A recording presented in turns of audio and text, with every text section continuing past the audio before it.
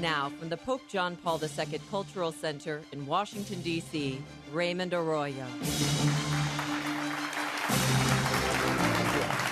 Welcome to The World Over Live. Thank you so much for being here, and thank all of you.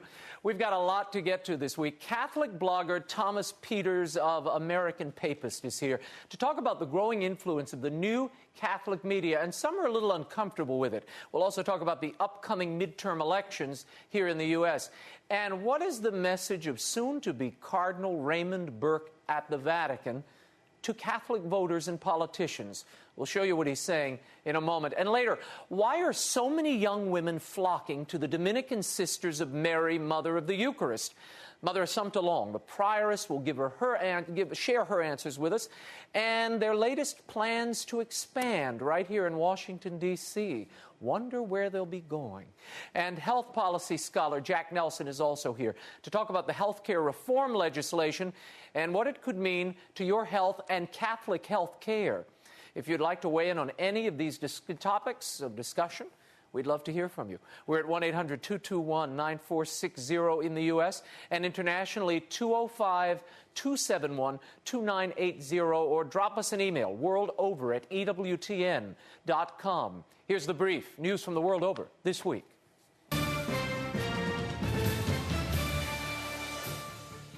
With the midterm elections in the U.S. on Tuesday, President Barack Obama has hit the airwaves and the campaign trail as the latest polls point to a possible Republican takeover of the Senate and a probable takeover of the House of Representatives. A further analysis shows the likelihood of a pro-life majority in the House. Discontent over unemployment, the economy, government spending, and President Obama's unpopular health care overhaul may have driven many independents into the Republican camp. Pro-life activists are attributing the political turn of fortune to the absence of any pro-life provision in the new health care law, as well as the expansion of abortion access under the Obama administration. More about health care law and how it will affect your health later in the show. And a month ahead of its nationwide collection, the U.S. Bishops' Catholic Campaign for Human Development has announced a program of review and renewal, acknowledging mistakes of the past and pledging to uphold Catholic principles in the future. The beleaguered domestic anti-poverty and social justice program has been criticized for years for funding left-leaning groups, including those promoting abortion and gay rights. During a 10-year period, the CCHD has provided grants in excess of $7.3 million to the notorious and now defunct community organization ACORN. The CCHD only cut off their funding after rampant voter fraud allegations in 2008 became national headlines. The controversy led several bishops to suspend their annual pre-Advent collection for the Catholic Campaign for Human Development. If approved by the U.S. Bishops' Conference next month, the guidelines will give funding priority to Catholic organizations, and other groups will be screened more vigorously to ensure that they are not in conflict with Catholic teaching. And the head of the Archdiocese for U.S. Military Services reiterated his support for the ban on open homosexuality in the military. Archbishop Timothy Broglio, reacting to the recent court decision, reversal rather, of the military's Don't Ask, Don't Tell policy, said a change could threaten military decision-making and the religious rights of chaplains. The Archbishop objected to U.S. District Judge Virginia Phillips' ruling that the policy is unconstitutional. The Archbishop said individuals may have a legal right to declare their sexual preference, but they have no constitutional right to serve in the military simultaneously. Military service, he said, is a privilege that can be revoked by many types of speech or behavior. Archbishop Broglio also noted concerns that any new policy might silence chaplains by classifying religious objections to homosexual behavior as a form of discrimination. And the honor bestowed on President Barack Obama at Notre Dame University last year seems to have damaged more than the reputation of the nation's once preeminent Catholic university. Catholic World News is reporting that donations to Notre Dame plunged $120 million for the fiscal year 2009. That's a whopping 40% decline. The decline does coincide with the recent recession, but is quadruple the average decline for university donations during the same period. In the months after the Notre Dame decision, dozens of bishops, alumni, and hundreds of thousands of petition signers online criticized the university for honoring President Obama in light of his ardent abortion rights advocacy during the 2008 election and throughout his political career. And on Sunday, Pope Benedict XVI formally closed the Synod, or meeting, of bishops for the Middle East with a Mass at St. Peter's Basilica. During his homily, the Holy Father called for solidarity among the Christians in the Middle East and urged a continued drive for a lasting peace in the region. Among the matters discussed during the Synod was the need for unity among the various Eastern and Latin Catholic traditions in the region, problematic emigration from the Middle East, religious freedom, and interreligious relations were all discussed. The Pope said that while Christians are few in the region, they are bearers of the gospel with a unique vocation to become peacemakers and bring cycles of violence to an end. With more about the Synod and the challenges facing Christians in the Middle East, we're joined via phone by the Most Reverend Gregory Mansour. He's the Maronite Bishop of the Eparchy of St. Maron of Brooklyn, New York. Your Excellency, thank you for being here. Thank you, Raymond. And we know you were part of this Synod. Now, there was some controversy owing from this final communique that was issued from the Synod, and it argued for a two-state solution and an end to the occupation, quote, of the different Arab territories. Now, Israel and many Israeli supporters were very upset by that. What do you have to say to clarify what was meant by that statement, and should they be upset? Yeah, the final message, Raymond, was amazingly honest and fair, I thought. The Palestinian-Israeli conflict is one of the oldest conflicts in the world, and it is wreaking havoc on relations between Muslims and Christians, Muslims and Jews, Jews and Christians. And so the final message was not a religious attack on Israel by no means. We condemned anti-Semitism and condemned anti-Jewish rhetoric, but we're pleading for a resolution to this almost seemingly intractable conflict. And the Holy Father himself said in his last homily, never resign ourselves to the lack of peace. And so the message was not an attack, it's just an urging for us to resolve it to international communities, not just Israel and the Palestinians. And this statement, Bishop, seemed very consistent with what we heard from the Holy Father during his visit to the Middle East, as well as previous papacies. They have long supported the rights of the Palestinian people to have their own state and asked for both sides to be respected in this conflict, and they're calling for a two-state solution, right? Yes, there's nothing new in the statement. It's just an appeal to the international community to work for this. Finally, Bishop, we only have a moment or two here. What did you take away? What was unexpected that you heard during this long and intense synod? What I took away is the friendships that were formed among people, and that's the deepening of communion that the Holy Father wanted. And that will help us better our witness to Christ in the Middle East and throughout the world. Very good. Bishop Mansour, thank you for joining us, and we'll be in touch with you soon. In a related note, Pope Benedict also revealed the topic of the next synod, the new evangelization. The term has become synonymous with renewing the faith of the historically Christian countries of the West, which are now overwhelmingly secular. The synod is scheduled for 2012.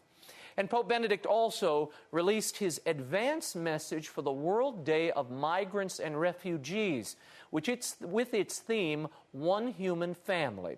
Now, the Holy Father urged nations to respect the rights of refugees and migrants, especially those who are fleeing from war or persecution. At the same time, he said, quote, states have a right to regulate migration flows and to defend their own borders, end quote. And immigrants, he said, continued to have the duty to integrate into the host country, respecting its laws and its national identity. The 2011 World Day for Migrants and Refugees will be observed on January 16th. And in Rome this week, the cause for the canonization was officially opened for the persecuted Vietnamese Cardinal Francis Xavier van Thuan.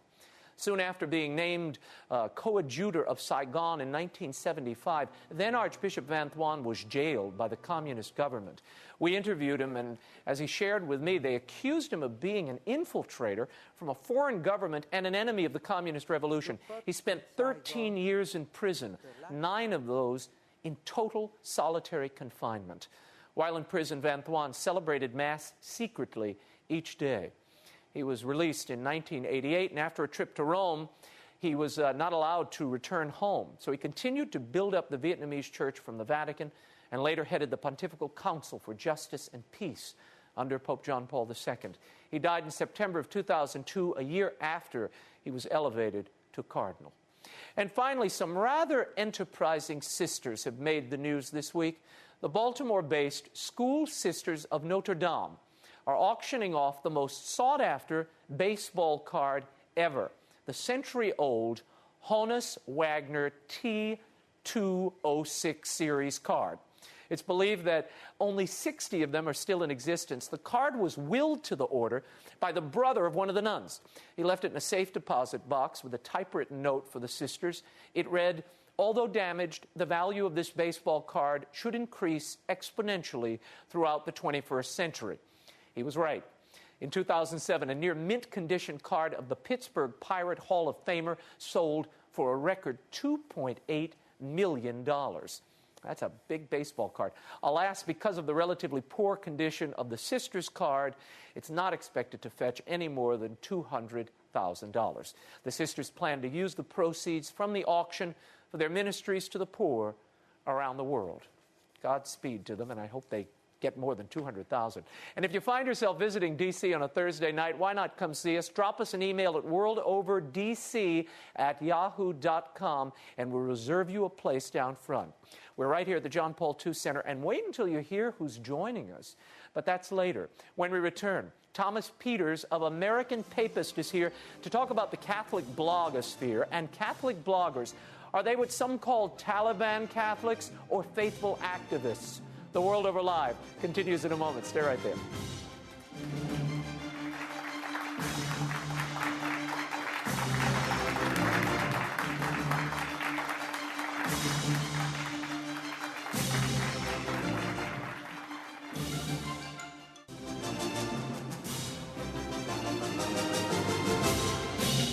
Now, once again, Raymond Arroyo.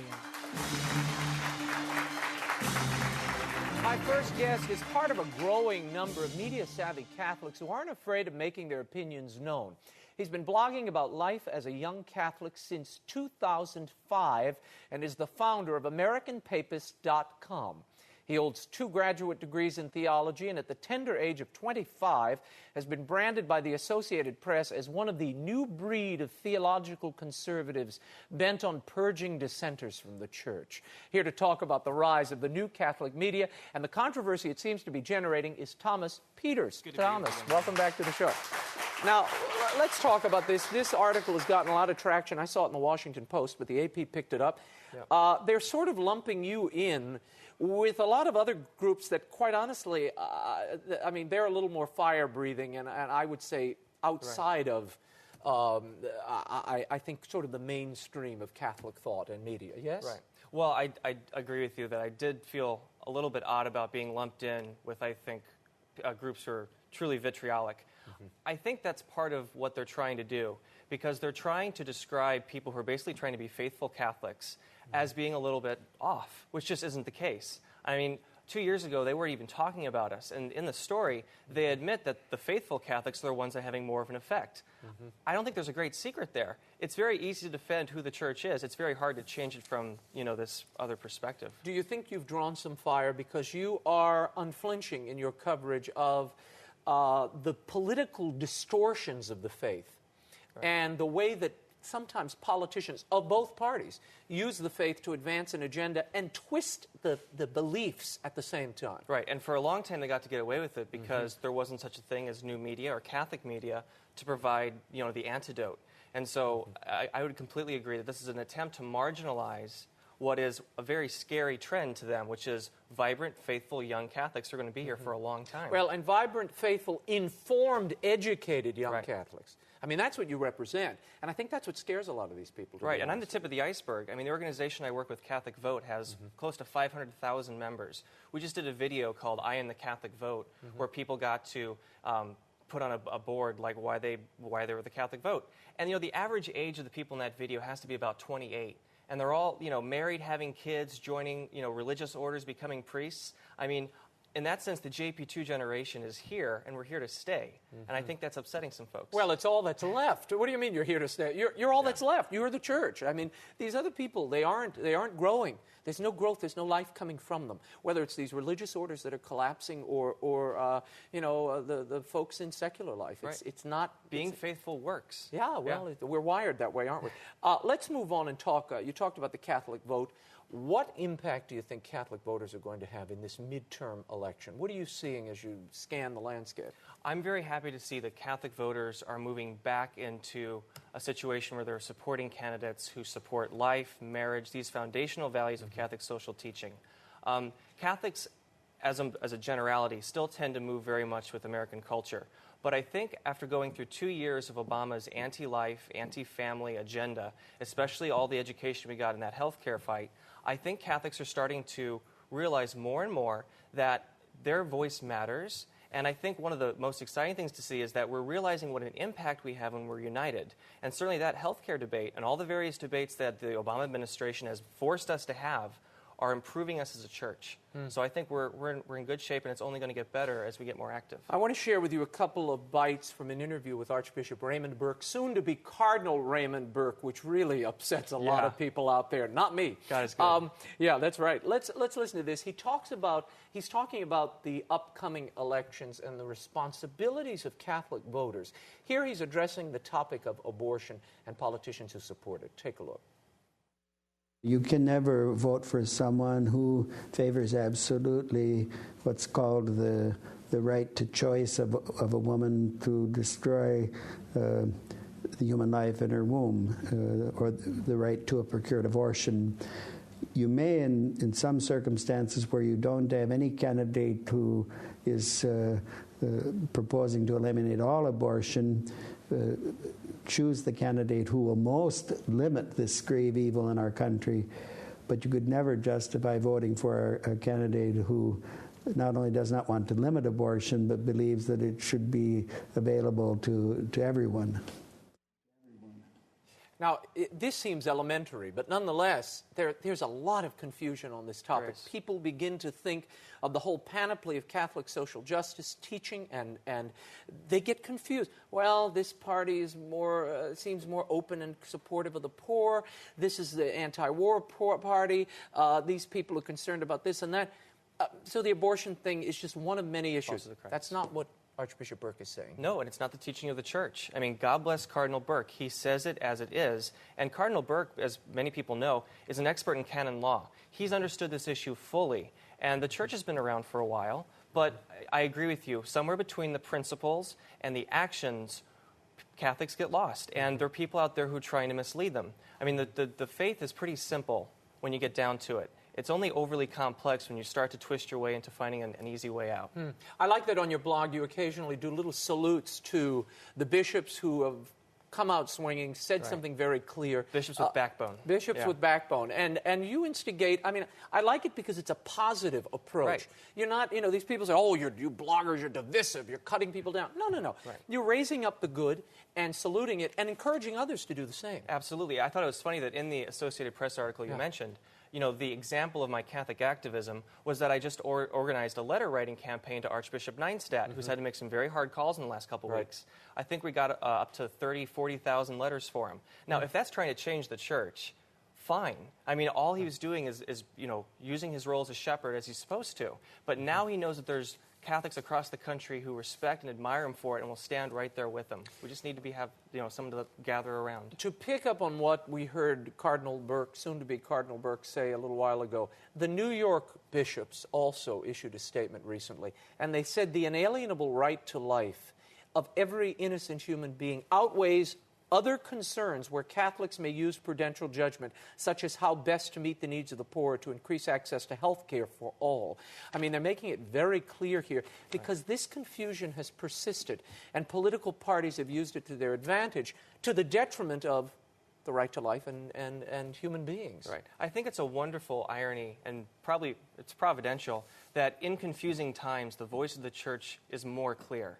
You would think that if there's all this confusion and perturbation in the electorate, that the Catholic Church would be confused as well. No, the Catholic Church, the bishops become more clear when more is at stake. And so I think it's wonderful to see that Pope Benedict has said very clearly recently that in a democracy, the foundational right to life of every human being is the foundation for a just democracy. And so it's really hard to make the argument, I believe it's impossible to make the argument, that you can vote for someone who doesn't even allow democracy to expand to all of its natural citizens. Mm-hmm. How can you go anywhere else if you can't start there? Is this what he said to the Brazilian bishops recently? That's exactly right. Yeah. I hope it gets more attention. In other places. Yeah, right.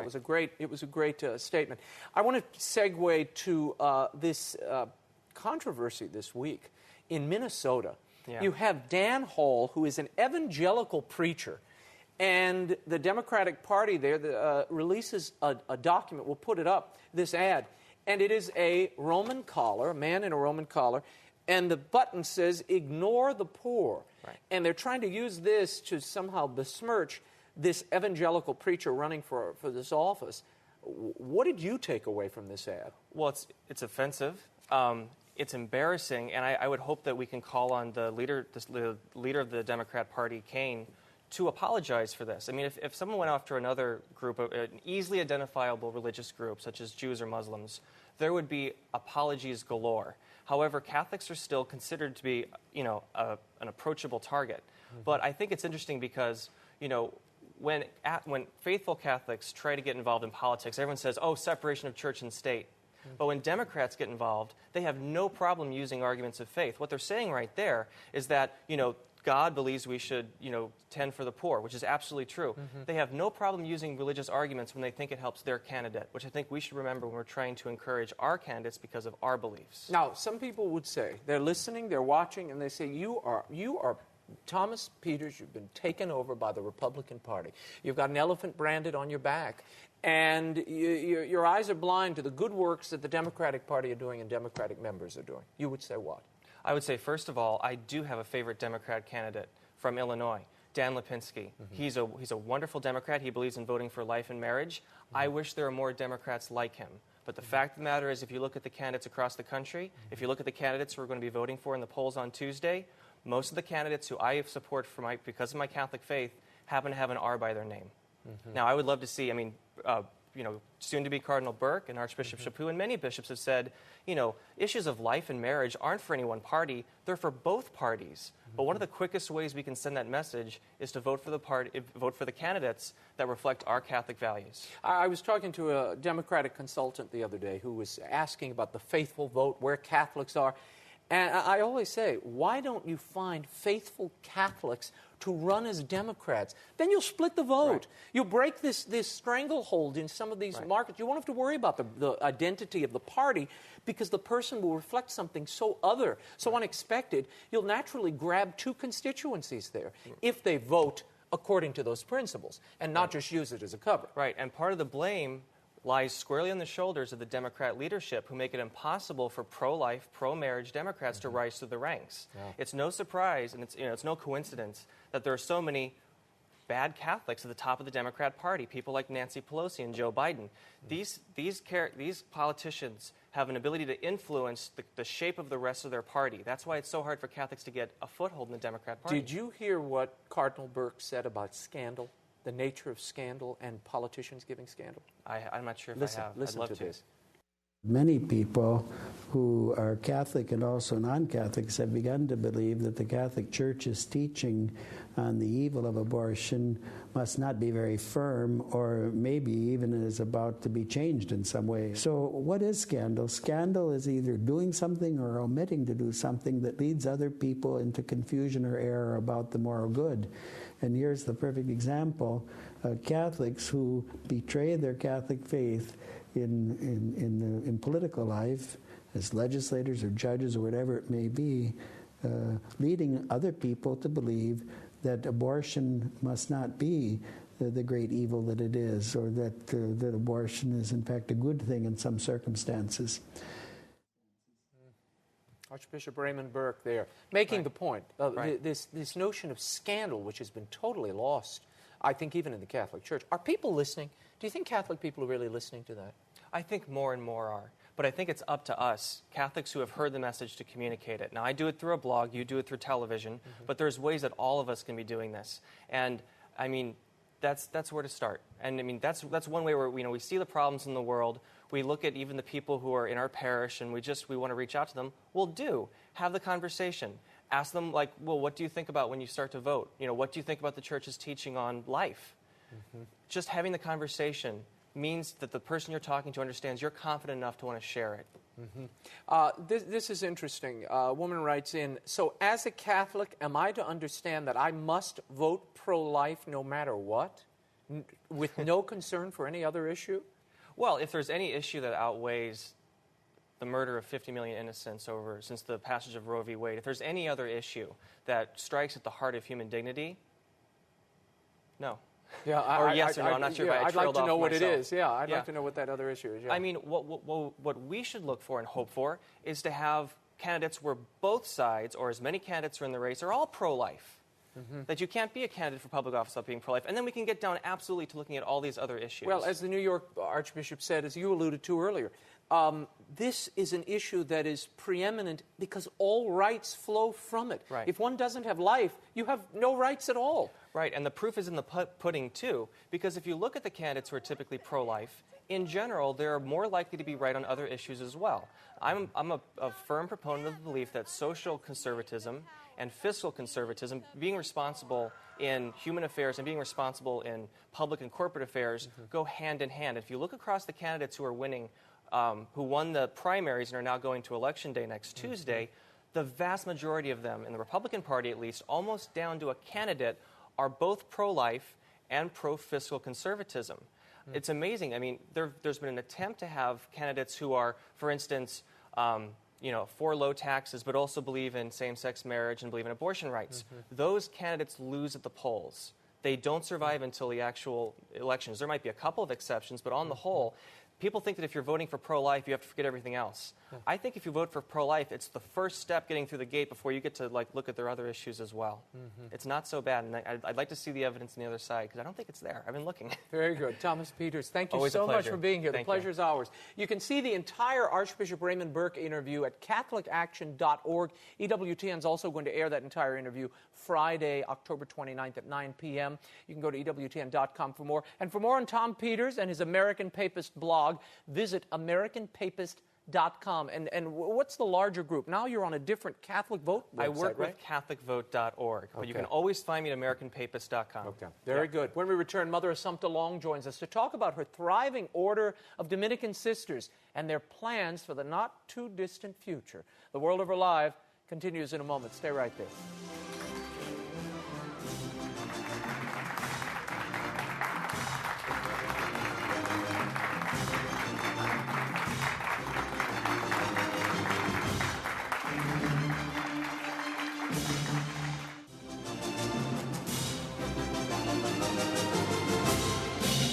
Now, once again, Raymond Arroyo. Welcome back to The World Over Live. My next guest is very familiar to regular EWTN viewers. She is the Prioress General of the Dominican Sisters of Mary, Mother of the Eucharist in Ann Arbor, Michigan. She leads one of the most vibrant and dynamic religious orders in the Church. The question is, How did they get that way? And what are their new plans for growth in the Washington, D.C. area? Here to answer all those questions is Mother Assumpta Long, joining us from Detroit, Michigan. Good evening, Mother. Good evening, Raymond. Good evening, Raymond. Listen, let's start with, you started with 4 nuns in, what was it, 1994, 1996, 97? No, 1997. 1997. 1997. There were 4 of us who came to Ann Arbor, Michigan. We're up to 113 sisters right now. Yes. And why is this happening, Mother? And still coming. Raymond, first of all, God calls young women to religious life. But these days, I think young women are also looking for religious communities, all over the country. I mean, we have like 3 vocation retreats or discernment retreats a year, and they average over 100 women each time. And we have a wonderful vocation directors, but I think the good thing about it is that she talks to these young women, and if she feels like they should go to another community, she will recommend that they do that.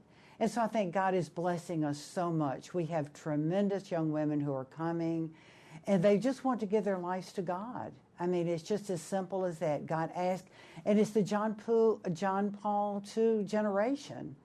They are ready and willing and smart and talented and just want to give it all to the Lord. So God is blessing us tremendously with the vocations we're receiving.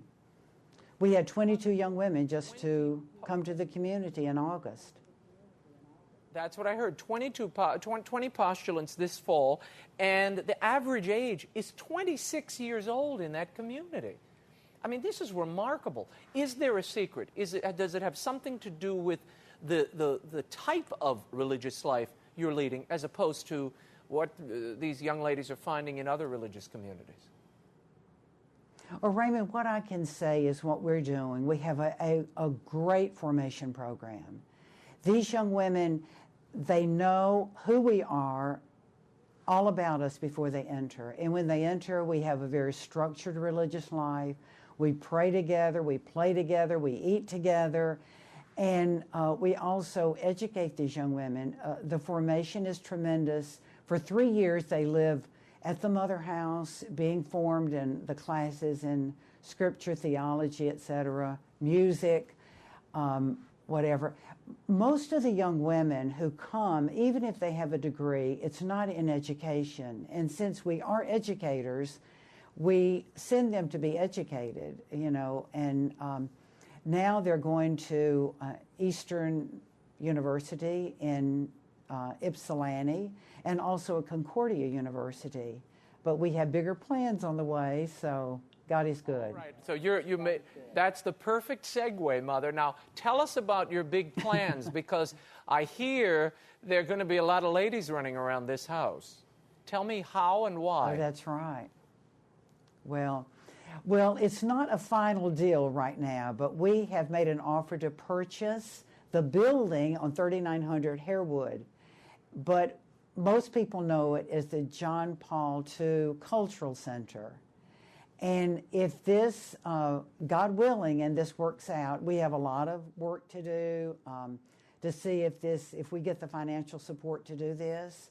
But if God wants it and we get the support, then we hope to purchase the building. And we should know this by December. So it's exciting.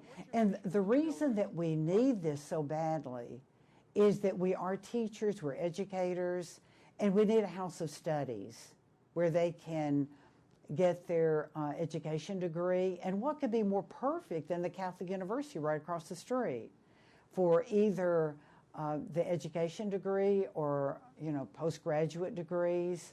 So it's going to be a wonderful thing if it all works out. And we're hoping and praying that it does, God willing. And Mother, what is your plan? This is a big building. There's more than 100,000 square feet in this building, and it's a huge structure. What is your vision for usage here, and how many sisters do you think will live here?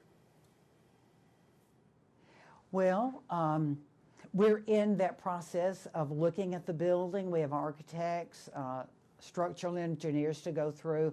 We would have to convert part of the building into a cloister area. We call the rooms where the sisters live cells, and there we live very modestly and simply.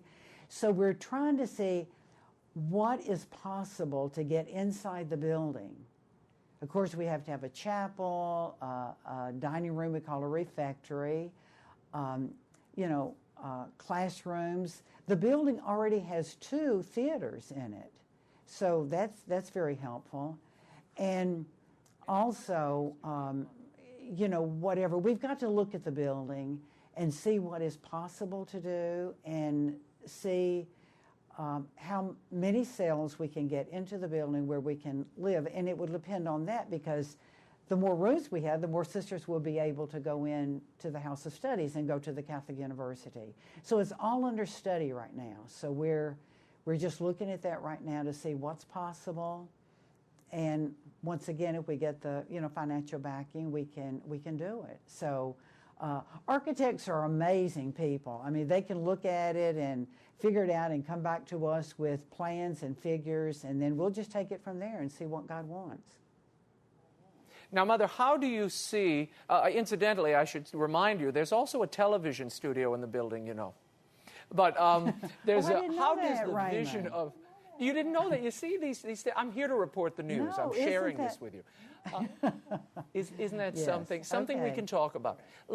Tell me, how do you see the vision of John Paul II merging with your vision to turn the John Paul II Cultural Center into a house of studies for the Dominican sisters? Raymond, it could not be a better match, because we're totally John Paul II people. And the young people are certainly his generation, and of course I'm as an older, have a great love and admiration. And we will do everything to carry on the heritage that was certainly envisioned when the building was built. And we are so pleased with the people who have been so generous in their gifts to the Cultural Center to really make John Paul II known and loved, and continue his work of evangelization. And this is what the community is all about. I mean, we're about evangelization, we're about education. We want to carry on this wonderful heritage in any way possible. We're open to any way that we can do this, and we're committed to it. Yeah, well, the culture, so, John Paul's love of I culture. think it's a perfect match, because our sisters are so eager to do this. Well, John Paul's love of culture, and the way I think he saw it most being shaped, was via education and religious witness. And you all embody both of those principles in that you go into schools. Right. You're shaping the next generation and generations afterward. So it does seem a perfect match. Mother, final question. There was a report this week that came out, and it said most religious women, there are more religious women over the age of 90 than under the age of 60. Does that trouble you? Raymond, I saw that report. I heard about it, and I just think of these wonderful women. You think of all those that are over 90 that are, their prayers are probably so powerful in fostering these new vocations that are coming, that are growing up in the church. And we're so grateful to them. And it is, but there are new vocations that are emerging, and not only to our community, but there are other wonderful communities, and there are a lot of new communities, and so it's thrilling. And I think those older sisters have lived their life, they're praying for us, and it's a beautiful thing to witness. So, I credit a lot to their prayers that all of these vocations are coming. And we're going to get back in the classrooms, and we want to do whatever we can to assist parents in a very challenging culture, for these children. So it's exciting for us. Yeah, the young women are certainly Right, coming, and I thank you for your witness and an example that's, I think, are drawing so many. Mother Assumpta Long, thanks so much. We'll be in touch in the coming weeks and watch the progress and see what comes up at the JPII Center. Keep it in your prayers, Raymond, and everybody listening. God bless. Thanks. Absolutely. And if you'd like to know more about the work of the Dominican Sisters of Mary, Mother of the Eucharist, or if you'd like to help them in this new amazing vision they have for the John Paul II Cultural Center, you can visit sistersofmary.org. There's a great video there, Open the Doors to Christ, that you should watch, sistersofmary.org. When we return, Professor Leonard Nelson is here to talk about your Catholic health care in the wake of this year's reforms. A World Over Live continues in a moment. Stay right there.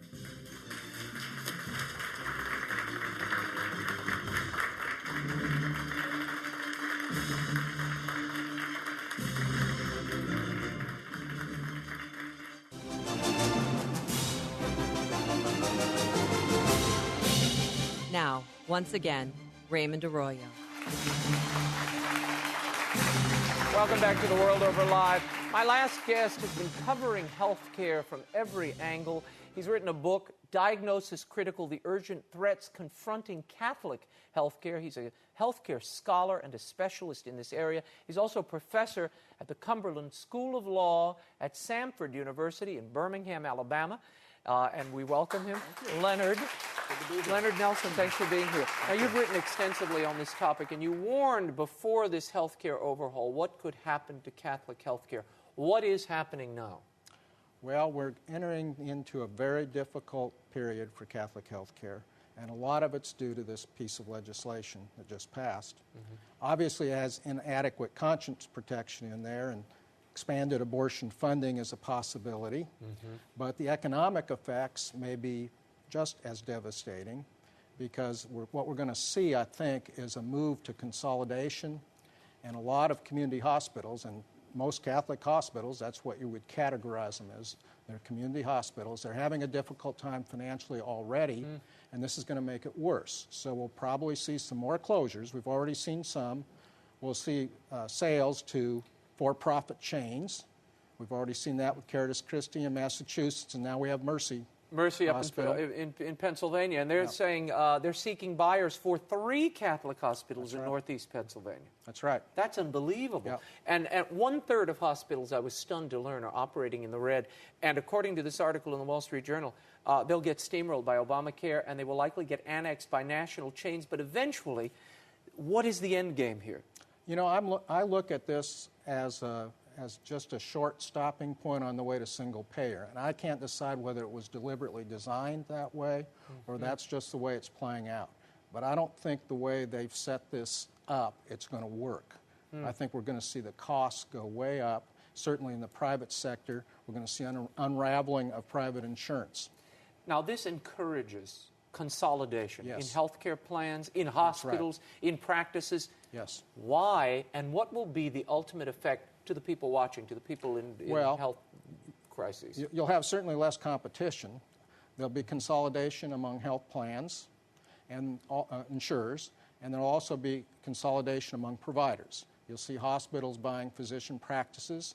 You'll see community hospitals either closing and being bought by for-profit So what chains. that means is less choice for me. Less If I get a catastrophic disease and I'm looking for a specialist, I won't have the pool I have to We'll have select from. bigger units. Let's put it that way. It'll be more and more big business, big organizations running it, because they can deal with the Medicare cuts, which were part of the deal. Remember, Sister Carol Keehan participated in that, and the offer was, well, we'll accept cuts in Medicare reimbursement. I think the idea was, well, we won't have all these uncompensated care people coming in.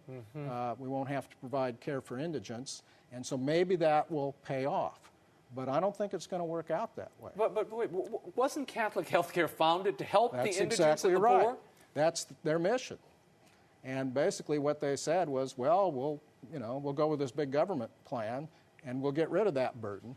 But then you got to wonder what's going to happen to their nonprofit status. What do you think is the end game there? I mean, why would the Catholic Health Association and Sister Carol Keehan, who we've interviewed on the show, some are very upset every time I invoke her name, but the fact is she was, and I would argue, if there's one figure who made this bill possible, it was really Sister Carol. She was critical. And the cover she gave to the plan and the moral infusion she brought at the last minute to those wavering pro-life Democrats who eventually voted for the plan.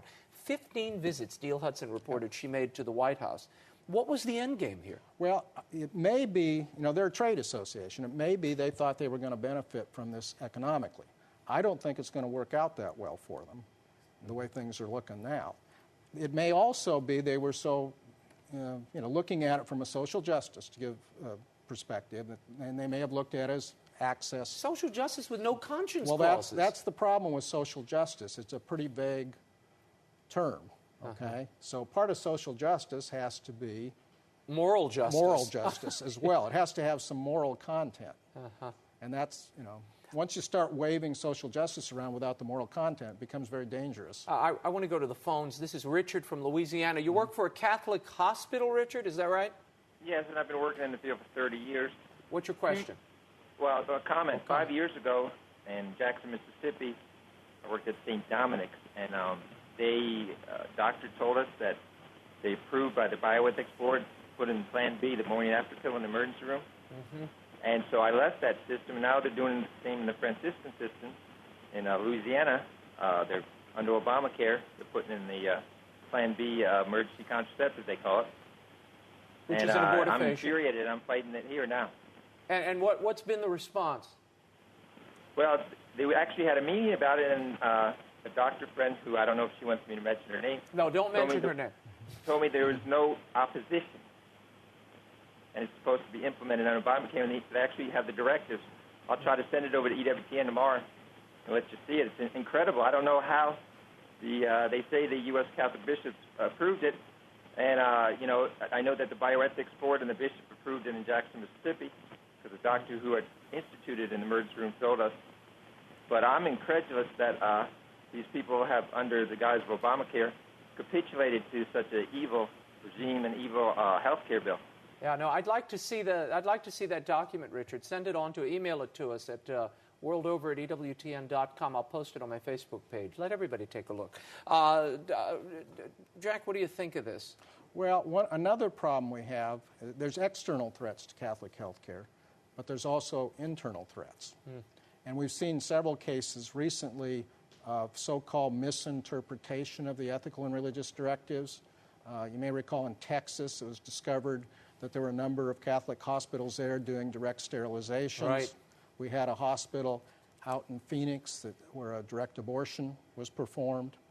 And afterwards, when it all came out, the claim was, well, we misinterpreted. We didn't understand the ethical and religious directives.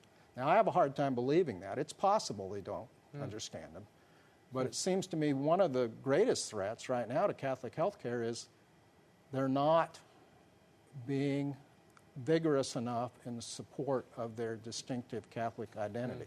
Well, that's the question. Yeah. And just for clarity, if memory serves, the Bishops' Conference recently approved a new directive for these Catholic hospitals that was very clear. Yes. And I guess no one's reading it, or they can't understand it. Is that the new out? Well, there's the National Catholic Bioethics Center's got some wonderful training programs, so people ought to take advantage of them and go to it. But you raised this question about whether they can maintain their Catholic identities. Yes. How can they, when you must accept these programs and offer these services, or you're denied the government funding? Well, that's the problem. When you expand government authority and government control over health care, and you have people in charge of the government that are not sympathetic to Catholic teaching, the crunch is going to come. And there's going to be increasing pressure on hospitals to compromise their values. And you see these premiums going up. Blue Cross, Blue Shield, everyone's announcing the group premiums are going to go through the roof. That's going to get a lot worse. 40% higher? How high can it go? Oh, the way it's set up now, I think there could very well, at least in the individual market, be substantial increases in premiums. It really relates to the way they've set this up. They've got a mandate. The premiums will go up to force you into the government plan. It'll be the only place for small businesses and individuals to go. What we may see is a lot of employers getting rid of the health care plans, dumping them onto the insurance exchanges. That's one possibility. And we have this individual mandate, which a lot of people have been talking about. And the idea there is once you get rid of the pre-existing condition limitation, and let anybody buy insurance regardless of their physical condition, to make that possible, you have to have a mandate to do it. Okay? Otherwise, it destroys the insurance system because people just wait till they get sick until they buy insurance. My house is on fire. Right. Could you give me fire insurance? You get the insurance company on the speed dial, and on the way to the emergency room, you hit it and sign up. Well, the mandate to really, if you're going to really design a system that way, and the Dutch have done it, but the fine attached to the mandate has to be as much as the premium. So it'd have to be several $1,000s a year, and you'd have to go out and get the IRS to enforce it and throw people in jail if they didn't buy it. None of that's going to work.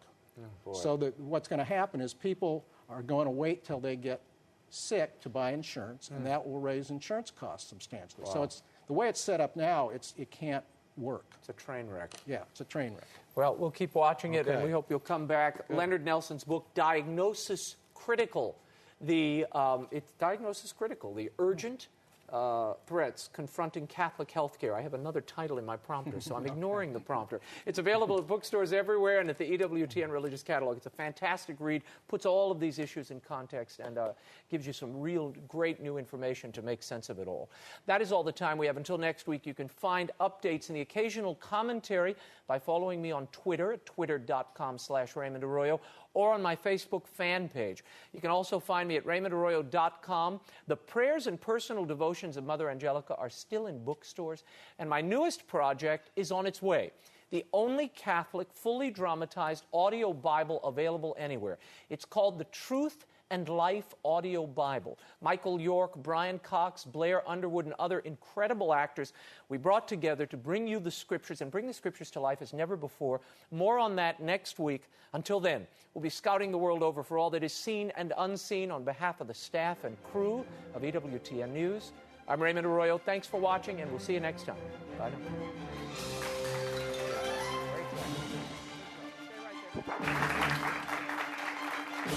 now.